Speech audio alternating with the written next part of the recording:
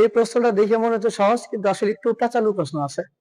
তো প্রশ্ন বলা হয়েছে n+1 প্রধান কোয়ান্টাম সংখ্যার ক্ষেত্রে সহকারী কোয়ান্টাম সংখ্যা l এর মান কত হবে। আচ্ছা, তো আমরা জানি প্রধান কোয়ান্টাম সংখ্যা যদি n হয় এবং সহকারী কোয়ান্টাম সংখ্যা যদি l হয়, তাহলে l এর মান বের করার সূত্র হচ্ছে 0 থেকে, মানটা করতে শুরু হয় 0 থেকে কত পর্যন্ত, n-1 পর্যন্ত। তো এখানে আমার কিন্তু পরিচয় চ্যানেল পরিচয় প্রধান কোয়ান্টাম সংখ্যা, কিন্তু প্রশ্নে বলে দেওয়া আছে প্রধান কোয়ান্টাম সংখ্যার মান হচ্ছে n+1। তার মানে এখানে n যেখানে আছে সেখানে মানটা হবে n+1। তাহলে আমি একটু মানটা বসাই। তাহলে আমার হচ্ছে সূত্র হচ্ছে l এর মান হবে 0 থেকে শুরু কত পর্যন্ত, n-1 পর্যন্ত। তাহলে বলো n এর জায়গায় আমি কত বসাবো, উত্তর হচ্ছে n+1। তাহলে আমি এখানে যদি n+1 বসাই, তাহলে n এর জায়গায় বসাইলাম n+1, এখানে কত আছে, তার পাশে হচ্ছে -1, সূত্রের -1।